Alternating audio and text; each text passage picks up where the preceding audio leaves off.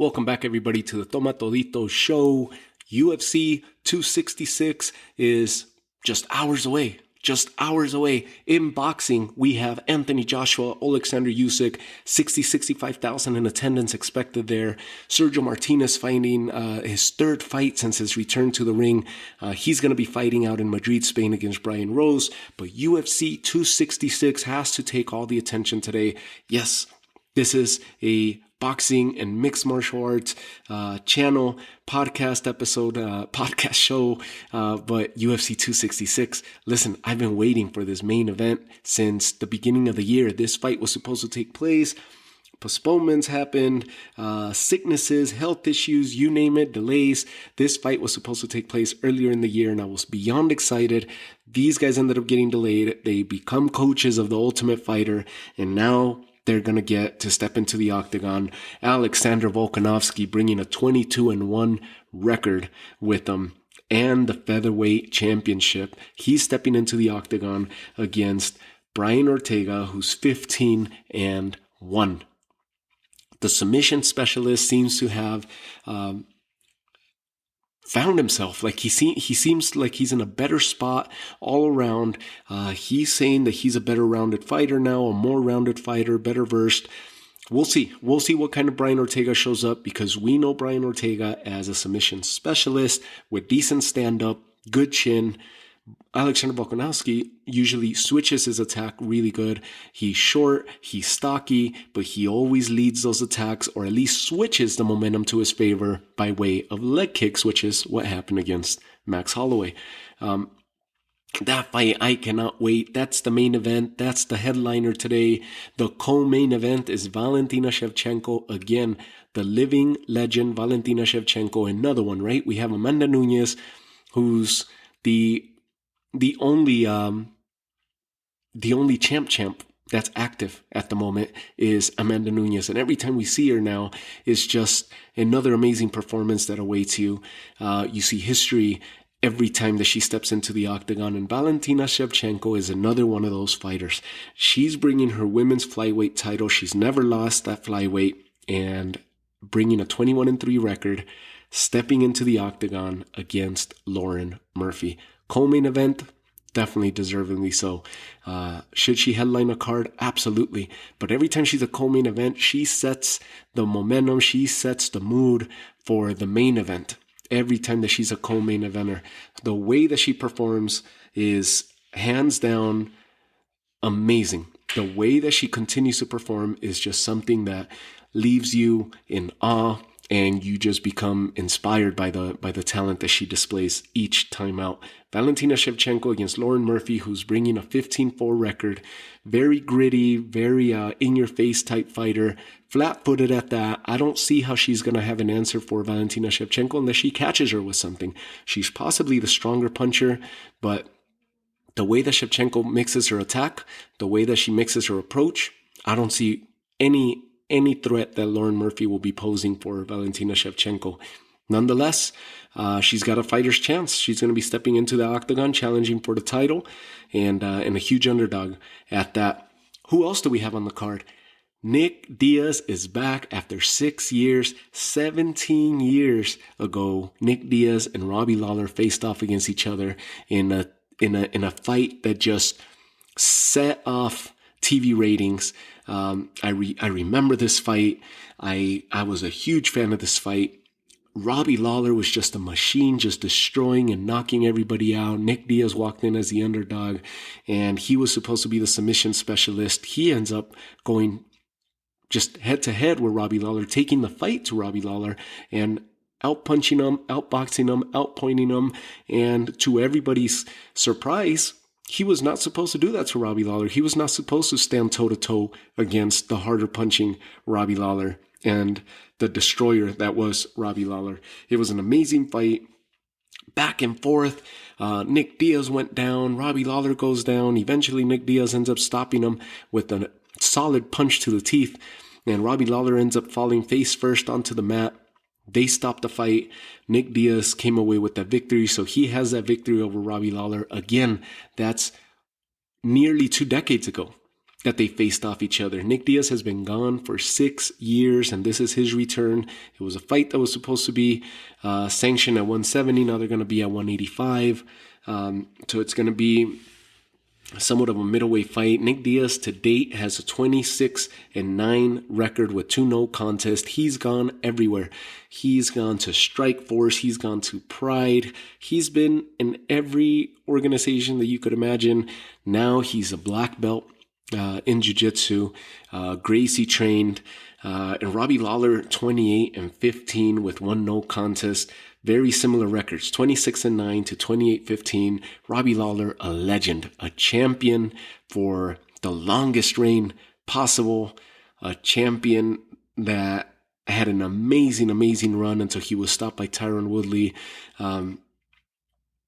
Robbie Lawler is just somebody that you always cheer for because he's still around. He's kind of like a Donald Cerrone now. He's just around. He's still doing work. He's still going at it.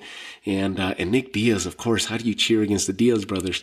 They're all action all the time, in your face. Nate Diaz, of course, you just saw his recent fight where he nearly pulled off the stoppage down the line as the clock is winding down, right? And in the final round. So Nick Diaz is sure to be all action.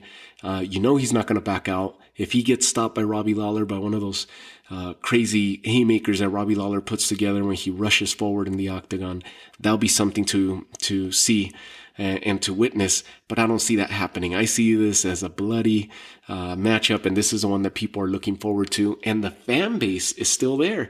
Nick Diaz just steps onto the presser. As soon as he sits down, the cheers, the ongoing adulation that he gets. Nate Diaz, just beloved around MMA and the MMA circles. I cannot wait to see him step back into the octagon after 6 years of an absence. Curtis Blades also going to be on the card. This is a jam-packed card, and UFC 266 is not taking any prisoners. Curtis Blades against Jairzinho Rozenstruik is going to be the fight prior to Nick Diaz, Robbie Lawler. That's a huge heavyweight fight. 14-3 Curtis Blades with 1 no contest. Rozenstruik 12-2.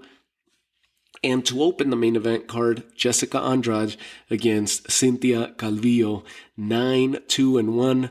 The record that Cynthia Calvillo will bring. She's an all-action, in-your-face, kind of a female version of the Diaz brothers. Cynthia Calvillo gets in your face. She's gritty, she's tough, she's rough. She loves to just get in there and mix it up. 9-2-1 record to 21-9 for Jessica Andrade. If that wasn't enough, that's a jam-packed main event card. The prelims. You're going to see Marlon Moraes in action. Dan Hooker, who finally got his visa issues fixed, even if it was last minute, thanks to the fans. Huge thanks to the fans because they got the embassy, the U.S. embassy going through social media, Instagram and Twitter, and the noise that they made for Dan Hooker ended up getting him an appointment. He ended up getting his visa approved and made it in. He's going to be in action on the prelims. Roxanne Modafferi is going to be also on the prelim card. Just jam-packed card today. UFC 266. If you don't watch the prelims or the early prelims, tune in to the main event. It is definitely going to be your money's worth. Just look at those fights. Andrade, Calvillo, Blades, Rozenstruik, Nick Diaz, Robbie Lawler could be a main event of its own. That would be like the Masvidal Nate Diaz fight if it was a main event of his own. It could have carried the event on its own. But it's going to be the third fight from the end. Valentina Shevchenko, the co-main event against Lauren Murphy. Alexander Volkanovski against Brian Ortega. There's animosity. There's a little bit of vitriol and hatred between these two fighters. I cannot wait to see this. Is this going to be another Volkanovski performance against that of a Max Holloway in his first performance? Is this going to be a Brian Ortega against Korean Zombie type performance where he just dismantles Volkanovski? Is he going to get shaken by those kicks? Is it going to change his game plan? Is he going to go for a submission? Is he going to submit Volkanovski? How do you see this playing out? Insane. You got So many scenarios that could play out here. If it stays as a stand-up game, Volkanovski's got this. Maybe Ortega's got better hands, but the kicks are going to keep Ortega at bay. And I don't see him getting past those kicks. It's going to shake him off enough, just like it did to Holloway, to where it'll distract and sway him from executing his game plan. So he's going to start getting desperate, trying different things, and Volkanovski will take control. I see Volkanovski, if it stays as a stand-up game, I see Volkanovski getting the better of Brian Ortega. If it goes to the ground, I see Ortega trying submission after submission after submission, mixing in the ground and pound after submission attempt, mixing in more ground and pound until Ortega stops him either by ground and pound and gets the fight waved off, or chokes out or submits in some form, catches an arm, catches a leg, catches an ankle, catches the neck of Volkanovski. Brian Ortega is that good and that quick with his submissions.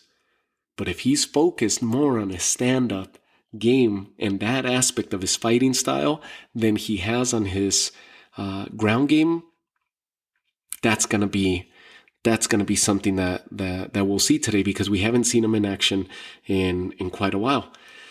So, what version of Brian Ortega is going to show up today? That's the question. We know what Volkanovski brings. What version of Brian Ortega is going to show up today? That's what I want to know. So, big questions to answer. Tune in. Enjoy UFC 266. Hopefully you guys will enjoy it. Let me know what you think of this card. A lot of sports, big sports day today, and definitely for the mixed martial arts and for the fight game, big day. So enjoy UFC 266. I'll catch you guys on the recap episode. Take care.